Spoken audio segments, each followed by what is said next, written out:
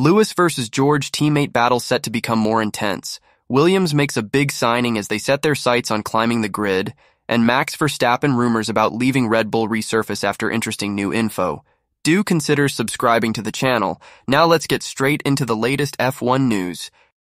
Mercedes technical director James Allison admitted that George Russell leading Lewis Hamilton 8-1 in the qualifying head-to-head was not among his early predictions for the year, but offered a personal theory for why he thinks that might be the case. With this year's tires being fussy, and several drivers surprising with their pace in free practice before falling away in qualifying, Allison wonders if the car-tire combination throughout the field, not just at Mercedes, is averse to being hustled over the course of a full lap. Mercedes have shown significant pace improvements in recent races, with Allison and the technical team at the Silver Arrows having introduced several prominent upgrades that enabled Russell to place his car on pole in Canada, with the two Brits fighting for the final podium place in the closing laps in Montreal. Allison pointed out the W15 had been a pretty troubled beast in the early part of the season, and with the improvements the team have made, the qualifying battle should become more pertinent as the year progresses. That said, the difference at this stage is still surprising, given Hamilton's status as Formula One's statistical greatest ever qualifier. I wouldn't have predicted 8-1, Allison told the Beyond the Grid podcast when reminded of the Mercedes driver's current qualifying head-to-head ratio. And I think that for a chunk of the year, the car has been a pretty troubled beast. It's become a much better car in the last 2 or 3 races, and with that, I think the judgments about who may or may not put it in front of the other car become more meaningful, because the car is less of a random number generator. Lewis has, not by accident, been the best qualifier in the history of the sport, because I think he's been the best driver in the sport, but he's struggling to make it stick this year by fine margins, as you say. I think to a degree, I was speculating this in an email I sent to the factory yesterday that the current car-tire combo, not just us, across the pit lane, it doesn't like being hustled. You almost get the best lap times when you're not trying. And you see every weekend, you'll see someone pop a lap time in free practice or in qualifying. In some session or other, you'll see some car and you think, how did that get there? And then they don't do it again. It sort of disappears in the mist straight after. I think in qualifying it's quite hard, where you're all pumped up and you're wanting to get the best from it, to do a lap that is sort of relaxed enough to get the best out of the car. There was high praise for Russell, too, who earned the nickname Mr. Saturday for his performances, where he would often outperform his equipment in his time at Williams, getting into Q2 and beyond when his car at the time often appeared not up to the task. Allison explained the gap between the two has leveled out in the races this season, but acknowledged the speed Russell has shown over one lap so far this season. I think he's very consistent at getting the car at its best in qualifying trim. He's really good at that, the Mercedes technical director said. I think it's much more even in the race, and Lewis's race pace has been very strong relative to George on a number of occasions this year, but in qualifying, George has definitely had the better of it. Hamilton had said after qualifying in Monaco that he did not anticipate beating Russell potentially for the remainder of the year in qualifying, after his teammate ran the only upgraded front wing available to the team after the two agreed he would run it. Allison was quick to confirm the equipment available to the drivers at other times is identical, and called it not fair to suggest they are being treated differently. Well, I think if you just look at the stats 8-1, 7-1 back then, but maybe it would be reasonable to think if that trend continues, there won't be many times when he'll be on pole. I think that if you try and read into that stuff that isn't there, like somehow he's got a systematic disadvantage on qualifying day, that's not true and not fair. So far as we can make it, the cars are identical. The engine use is identical. If the cars are different on setup, it's because that's what the driving engineering team on either side of the garage have iterated to. But they have the chance to have identical stuff if they chose. On one occasion this year, and famously in Monaco, they had a different front wing on the car because we only had one available, and we took the decision that we would get that wing on the car as soon as we could, and it had to go to one or the other. We had the conversation, and Lewis said, "No, I'll let George have it."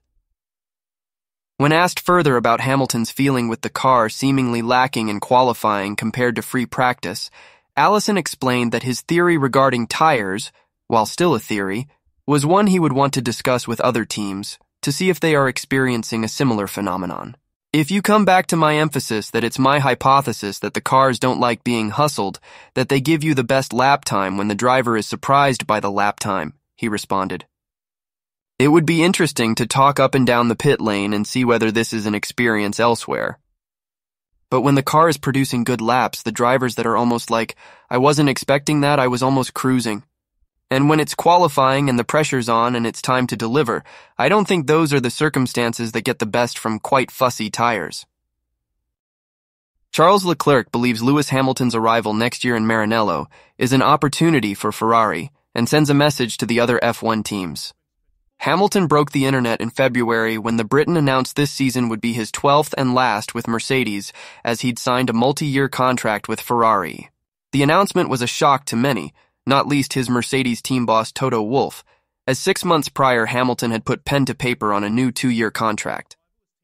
But while Mercedes are now exploring what comes next after their world champion driver leaves, Ferrari are salivating over the prospect of him finally achieving a record-breaking 8th world title, and doing so in red. For Leclerc, it's a great opportunity as a driver to learn from the best, while it also sends a clear message to Ferrari's rivals.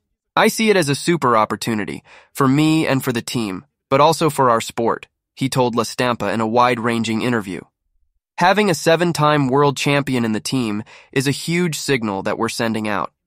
He, however, would not explicitly say what his first reaction was when the announcement was made in February. Asked for his first thought on it, he sidestepped.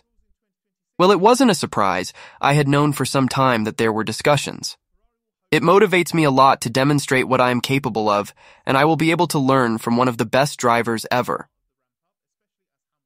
Much has already been written about the 2025 Ferrari lineup as Hamilton, a 7-time F1 world champion, takes on Leclerc, a 6-time Grand Prix winner. Ferrari, though, is Leclerc's team with the Monegasque driver, having worked his way through the ranks as a Ferrari junior, even making his F1 debut with the Ferrari-powered Sauber team. There is great respect, as well as a very good relationship, but perhaps we don't see each other enough to be friends, he said. I am convinced that our relationship will become closer when he arrives at Ferrari. Many worlds unite us. Music, too. He revealed Hamilton wrote to him when he released his first piano track, saying, He already knows my music. He wrote to me when the first things came out. We discuss it quite a bit. As for Leclerc's current teammate Carlos Sainz, the Spaniard continues to look for a new job in Formula One, where he is being widely linked to Williams and Audi. Leclerc says he felt sorry for his teammate when the news of Hamilton's arrival was confirmed. After many years, I have a wonderful relationship with Carlos, he said. From a personal point of view, I was very sorry when I heard the news. On the other hand, when you sign with a team, there is an expiry date. You don't know how far away, but sooner or later it will arrive, and you have to accept it. Williams have appointed Adam Kenyon as their head of aerodynamics, after a year-long vacancy in a crucial role in their organization. Team principal James Vowles eventually promoted from within after finding the former Mercedes aerodynamics group leader was performing well in the role, making the appointment without a big fanfare several months ago, but only being brought to light now.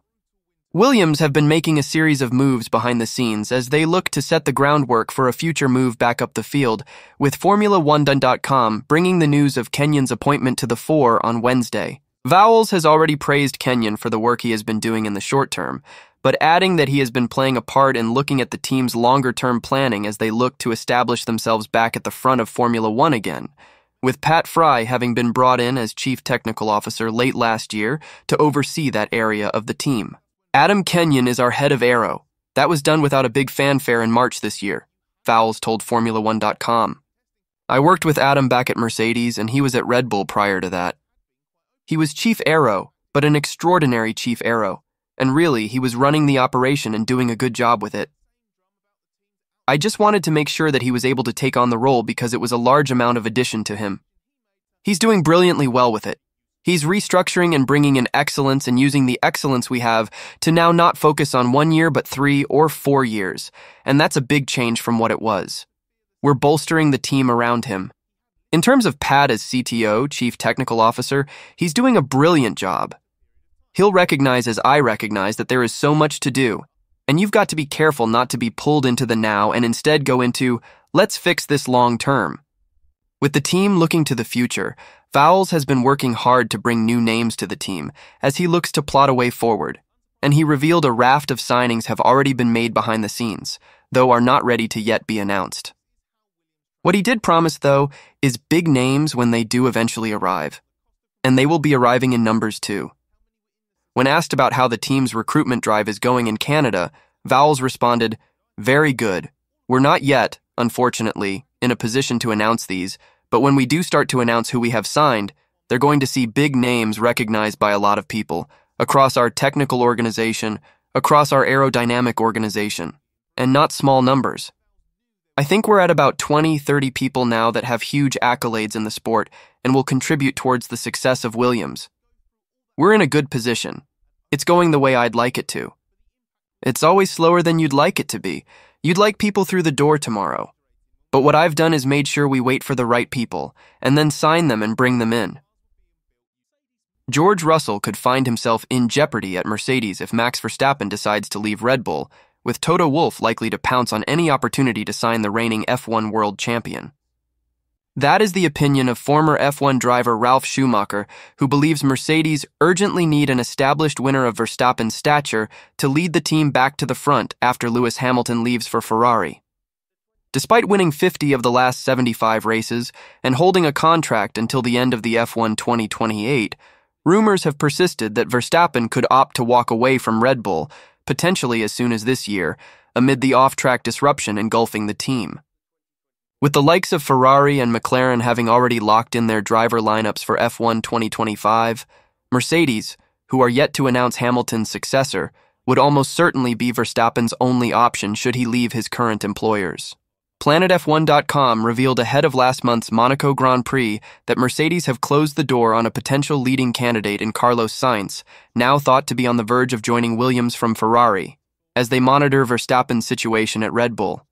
If Verstappen is unattainable for next season, it is believed that Mercedes are prepared to promote teenage sensation Andrea Kimi Antonelli alongside Russell for F1 2025. Yet with Mercedes tipped to ace the F1 2026 rules, having emerged as F1's dominant force following the sweeping engine regulation changes in 2014, Verstappen could be persuaded to join the team ahead of the sport's new era.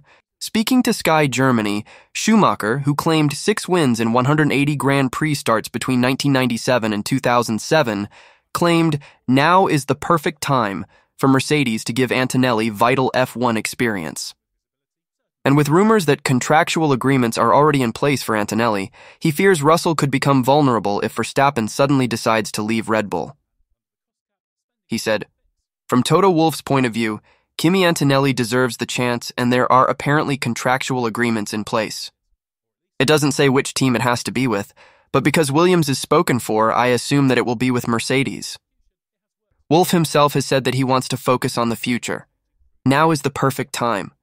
Mercedes is in a state of uplift again and had an excellent race in Canada. This is the ideal time for Antonelli to warm up. If Max Verstappen really decides to leave Red Bull, I can imagine that there will be a seat for him at Mercedes. Then it could be rather bad for George Russell. He is or was a super talent, but he also makes a lot of mistakes. If a world champion is then on the market, I can imagine that George Russell's job could also be in jeopardy.